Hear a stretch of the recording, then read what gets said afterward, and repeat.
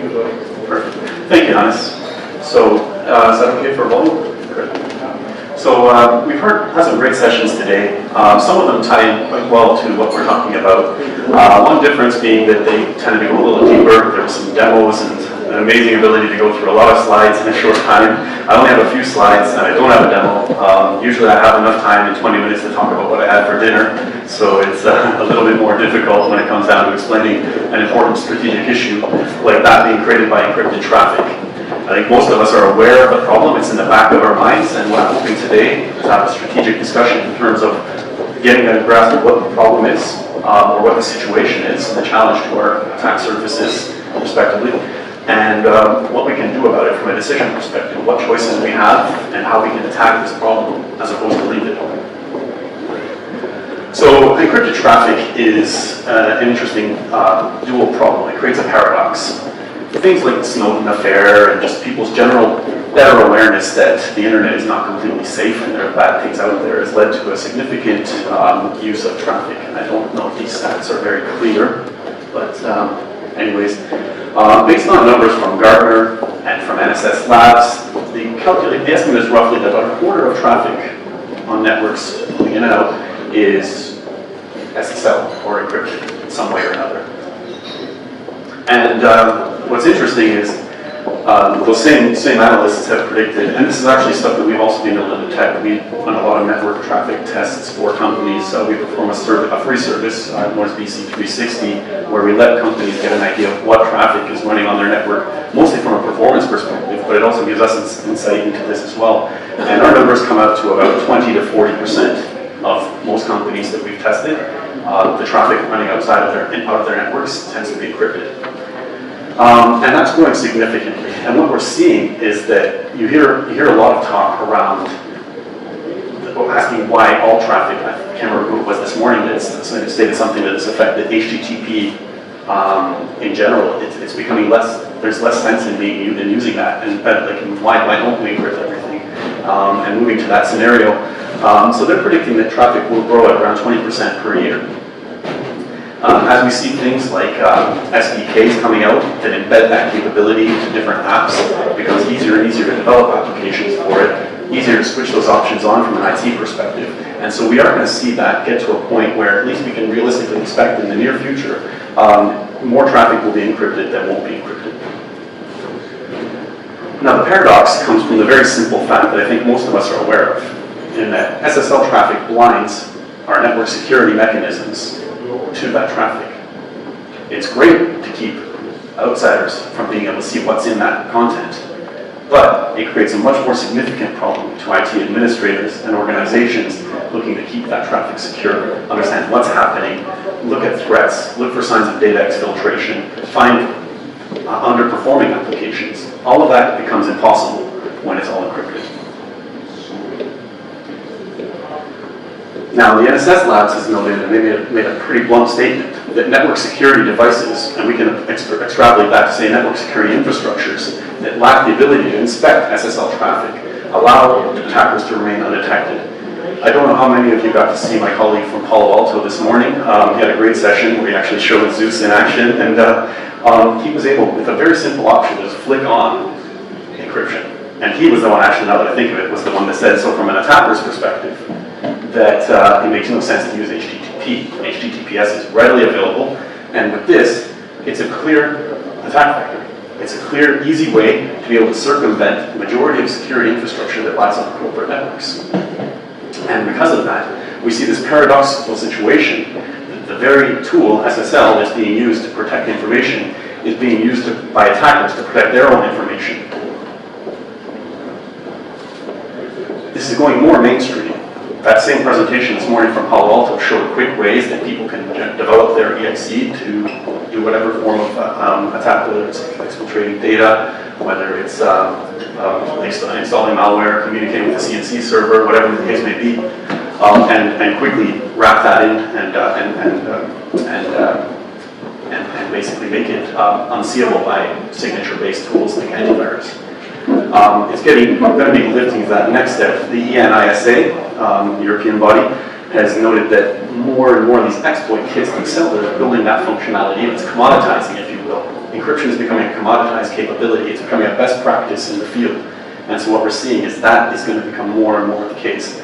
Now Gartner, granted this is a bit of an estimate, but Gartner's estimated that by the year 2017, encrypted attacks will have tipped and will actually have become the majority, not the minority. So because of this, it's clear that from a risk perspective, as we're all here making decisions or implementing on decisions that have been made by our seniors, it's really important to recognize that this is something that's not going to go away. Companies that have run risk assessments on the threat posed by encrypted traffic may not have considered it at all. Most likely, though, I think that's pretty unlikely in today's environment, but may have downplayed it to the point where it's not yet a risk. But the point is it has to be continually reassessed because that risk is only going to grow and grow. What if your encryption is blind? I think the obvious one. Big attacks are news now. When a company loses millions of credit card numbers or is robbed of millions of dollars or euros or francs, it's front page news now. People get fired. Obviously, that's the main thing. The last thing anybody wants to hear is that something like game over was used to essentially circumvent a bank's entire security apparatus, and all of their customer information was leaked to the public and sold on networks in the black market. However, it's also downplaying another point, is companies have full security infrastructures. They spend thousands or millions on securing their networks. And the fact is that if you think 25% of network traffic being encrypted, that's 25% of traffic that is not being secured by the infrastructure that's already in place by that entire security framework. So this infrastructure is being undervalued and underutilized. And that's only going to grow. What happens when 50% of all network traffic is possibly not being looked at by your antivirus?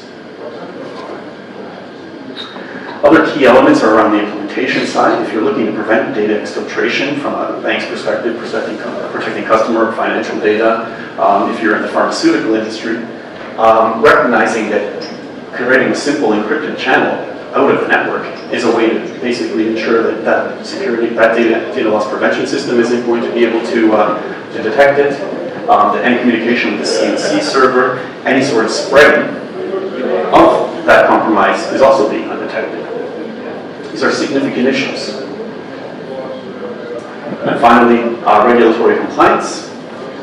It's not possible, again, if you think about it, when people have installed tools and deployed various infrastructure as part of the industry that they're in, to look at the various compliance aspects of their industry, and recognizing that, again, 25% of the traffic cannot be confirmed to be compliant. It's a real critical issue. So as we go forward, there's a lot of potential solutions, theoretical. The most obvious and one area that we tend to play in is in the idea of decryption. So again, this technologically speaking takes the form, it looks a lot like a man in the middle, or sort of an approved man in the middle approach. It enables organizations to kind of decrease that attack surface. I sort of provided my dictionary definition of what decryption does here. It decreases that attack surface by letting people gain visibility and control over that extra bit of traffic, so that you can gain visibility and control over all of the traffic going through the network. Despite the availability of this technology, though, it's been around for somewhat now, not a long time, but there's solutions that have been around for a few years. But adoption is still quite low. Gartner recently did a study and a survey of their customers and noted that 20% of companies with firewall, UTM, or IDS systems have any form of SSL encryption solution in place. The number is slightly higher, but still less than half of companies with secure web gateways or proxies have deployed or turned this technology on. And this is for companies where that technology is available, possibly for free, or with very little effort, basically turning on a switch, maybe buying a few licenses. And so this indicates that there's a significant reluctance.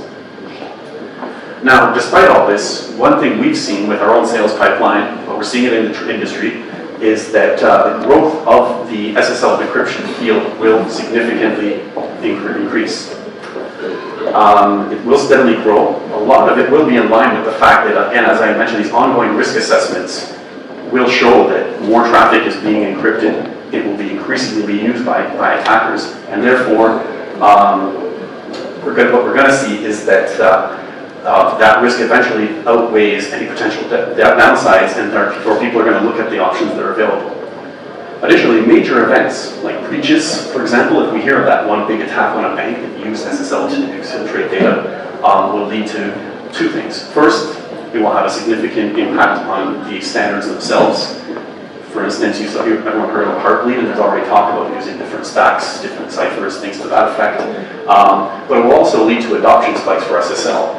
Like any technology, once people hear about an attack that could have potentially been prevented, or that wouldn't have been so significant if certain technology was in place, the first thing people are going to do is buy it. And so that's what we can kind of see for the future of this particular field. But if it's there, why aren't people buying it? Why isn't it deployed? As I mentioned, that risk assessment, it may be undervalued, but some companies have done it and said, yeah, this is a problem. Gartner's pointed out two areas that have basically been the stumbling block for the majority of companies out there that haven't gone this way. The first revolves around a complex set of regulations on privacy and a risk of conflict with employees. Basically, there's a legal problem and an HR problem. This isn't even talking about technology. This is now saying, we're not going to do this because we can't look into people's data. Earlier this morning, we talked about the different ramifications around the data privacy law. And we'll talk about this in a moment a little bit. The second issue then becomes around technology choices. As I mentioned, there's solutions on the market, but in general, they often induce high costs and poor user experience, typically in terms of performance or disrupted user sessions. That's been the second point where when people look at the options available, even if they say, we're going to do this even with all the issues that are in place, there's not a solution that has been satisfactory in those regards. So now I'm going to spend some time talking about these two and how we can address these and make that decision. On the first side, around data protection law, what we've actually done is we worked with a lawyer in Germany, and what he did was he sifted through, he's a specialist in the field of data protection law and data privacy in Germany, and he went through the German law with a fine-tooth comb, and we produced a 55-page paper here. And myself, my colleagues from the Blue Coat room, we can actually help share this with you if you want to look at this. The original version was actually published in German, and was specific to German law, which may or may not be completely relevant to Swiss law. But what we've also done is created a second abstracted version. What he did was he wasn't referring to specific German laws, but more abstract laws that can be then sat down, and so you could take that document, sit down with your legal team or with a lawyer, and see how that particularly would apply to the environment here in Switzerland, and really understand the issues around SSL encryption and decryption, as well as security analytics, some of the stuff that our colleague from RSA discussed. He had mentioned the KPMG document from before, and so we have a document here that again tries to really apply that to the technology. One thing I've done here is just provide a couple of key observations or pieces of guidance that you can look at when we talk about this field. Because normally in the past when I've presented on this technology, I get a lot of shaking heads, and that's kind of why I've included this portion of the presentation. Because a lot of people, initial instinct right away is we can't do this. Now, the fact is that it is, in an organization, it's a little bit different than if you're dealing with public users. In an organizational perspective or enterprise perspective, decryption can be used, but it must be justified on the grounds of preventing malware threats that tools like antivirus or firewalls can attack or can address. The ability to exclude sensitive applications like online banking is vital because it will never pass any legal check if you can't say that personal data around someone's health information or their personal banking, an organization will not be able to look into that data. It's something that's in a certain line that data privacy law will make sure of. In the US, things like this are slightly different, but here it's just a no-go area. And if you haven't got a technology solution that can do that, the discussion's over. The next piece, and this is really important from a user perspective, is ensuring that decryption, looping through other security systems, and then re-encrypting that data. So once you've taken that and fed it to an antivirus system, had it perform its scan, and then re-encrypted it to pass it along the chain, ensuring that that's happening in a closed system. Any sort of manual aspect of this process, where the information is then being passed on, and somebody can actually look at it and read through every single packet, every single piece of information from a user's desktop, is just not something that privacy law will accept. And so ensuring that a closed system is in place where all the technological pieces in that chain are working automatically is critical. Next is informing end users that those sessions are encrypted is another key step. Again, this is another one that's very different from what you see in the US, for example. Here, it's critical that you have to be able to tell users that we are looking in. If you've ever called into a call center and you get that message that your call is being recorded for quality purposes or whatever, that's a legal obligation. And it's similar in this regard. The ideal is where technology can actually, every time the user goes out in a browser session, a nice pop-up comes up saying, hey, this is being decrypted by an internal source, but it's okay, or whatever the case may be. But if that's not possible, it's still, you can fulfill legal obligations by clear communication and discussion. And then finally, the ideal is to obtain user consent. It's not always necessary. In Germany, for instance, it's optional. But in general, you want to see, the key here is this is an engaged process. End users aren't part of this story. And so from a guidance perspective, I can sum up what this 55-page article does quite well in a couple of key elements here is, first, assess with your local legal and HR teams what you can do, what you should be able to do, and then openly communicate the rationale, the need for this, as well as the methodology with employees. What's going to be decrypted, what's going to be left alone, why we need to do it. And sometimes there's going to be some give and take. Now, technology itself. Current technologies provide some limitations. As we know, decryption and encryption is a highly intense, processor-intense process. And a lot of companies with integrated decryption features rarely turn those on, even if they're available because of that. I have a close friend of mine who's an administrator for a mid-sized company, around 500 users, who bought in that space, all-in-one appliances are the way to go.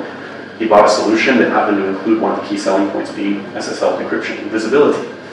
What he found, though, was that the firewall that was sized for his 500-user organization almost died when decryption was turned on, and he had to turn it off. And so one of the key reasons he bought the solution, he was not able to use. When he went back, he realized he had two choices. He could buy a bigger box or keep it off. And so what he realized is, I need a firewall that's 2, 3, maybe 4 times, or a firewall implementation that's 2, 3, 4 times bigger than what my network needs, so that I can handle the encryption load that's coming through that 500-user organization. So it creates issues and adds cost and complexity to the scaling. Decryption policy and the granularity I mentioned earlier is another key element. The ability to determine what gets decrypted and what gets left alone is vital. And being able to handle all encrypted traffic types. Now, here's a slide that quickly talks about there's 2 different solutions on the market. I mentioned the encrypting integrated capability before. The pros there are obviously you just turn on an option and it decrypts the data. No need to add any additional management, no integration efforts, it's just there. The cons are the performance impact I mentioned, the cost of scale, and the inability often to share encrypted traffic beyond the scope of that solution. So what if I want to share this data with my DLP solution or my antivirus? That's not possible with a lot of these solutions. This situation, because of this, it's ideal for those situations where a company determines it's still a risk, it's not a high risk, but we want to try it out. We want to go where we have a minimal policy in place, so you can go in that direction. If you need something greater, you go with a dedicated appliance. They can handle higher performance. The scale is easier because you don't have to worry about scaling up your firewall infrastructure or any other security infrastructure to make it work. You can have that scale to the right level, and then you can scale up your encryption appliance as necessary. And additionally, it provides what we refer to as decrypt once, feed many capability, where all those existing security investments I talked about can be leveraged by the single appliance. And that's also something that Gartner recommends. They recommend actually starting here under the integrated functionality. Leverage what you have in place to start. But once it's determined, because they say decrypt once is a critical thing, it'll destroy the user experience otherwise, they recommend then moving on to the dedicated appliance side. Obviously the downsides here are quite contrary to this. They require additional investment and integration. But they are the way to go once you determine that the risk needs a large-scale deployment. NSS Labs has determined, based on studies that they did, they're the ones that found that some deployments of SSL encryption solutions can suffer as much as 80% performance loss. And so they feel that SSL inspection is not going to be really possible without the use of dedicated appliances if you go on a large scale. Now, the strategic approach involves kind of pulling all these things together. So, finding acceptable use policies based on what the company wants to do, balancing that with the existing infrastructure, adhering to the legal and HR policy guidelines, and ensuring performance is maintained. And together you get a balanced strategy where you can block certain traffic, you can have visibility on other types, and you can have other types that are allowed to pass through if it's personal healthcare information. And this is the kind of policy that you need going back and forth in an organization. To do that, you therefore need that granular enforcement, where you can have a category-based encryption policy. This is the foundation for any kind of encrypted traffic management policy in a world where data privacy is key. But then you're leveraging your existing security solutions and letting those work on 100% of traffic, but also having an advanced threat protection capability where you're finding those large, advanced, persistent threats that are leveraging that secure encrypted channel to get out. And finally, feeding off of other tools like your compliance and your data loss and your exfiltration tools, anything in place. Again, this full security infrastructure that an organization has. And together, those are sort of the foundation blocks. So here's my last slide. I think I've probably run a bit over time, so I try to sum this all up. And again, taking things away from the original perception that this is a problem, there's too many legal problems or technological issues, to something where you can make a sound decision on. And the decision may end up being, I don't need to do anything, for now. I'm skeptical that that's going to remain the case, but it might just be. Or that you can take a smaller step, and that's fine as well. But it starts with the first thing, which is continually evaluating and update the risk assessment on what risk is posed by encrypted traffic, and how much of a risk is it to my organization to not do anything. Once that's done, perform legal and HR assessments. What can be done? What particular elements are we not allowed to touch? What should we not be doing? One might find that minimum requirement of what's legal or what's from an HR perspective, one might find the company is actually able to do a lot more than was expected. But in order to avoid conflict with employees, you don't want everybody quitting because people think that you're reading all their emails. Then that you might decide, though, that it's better to kind of go a little bit, do a little bit less than that. But in any case, what you want to do is balance those first two to come up with what I refer to as a risk-weighted decryption policy. Define what you want to decrypt, what you want to leave alone.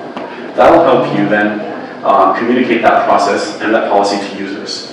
This is a bit of a circular process because what you might find is once you get feedback here, you go back up and you say, well, this policy, we should maybe take it easy or phase it in slowly so that people get comfortable with the fact that we're not doing anything evil with the information. And then finally, implement policy using the right technology choice, whether it's an integrated solution or a dedicated appliance, or potentially doing nothing. It could be as well, but the fact is, if you follow these 5 steps, that's how we sort of boiled again the whole thought process that we sort of look at Blue Code when it comes to the matter of handling encrypted traffic. And following this can help find a good answer of what your organization can do. The fact is, the risk will be increasing continually, and so it's important to ensure that it's not just something that we leave aside because we feel we can't. And that's about all I have to say, so I'll go back to Hans. Thank you. Thank you.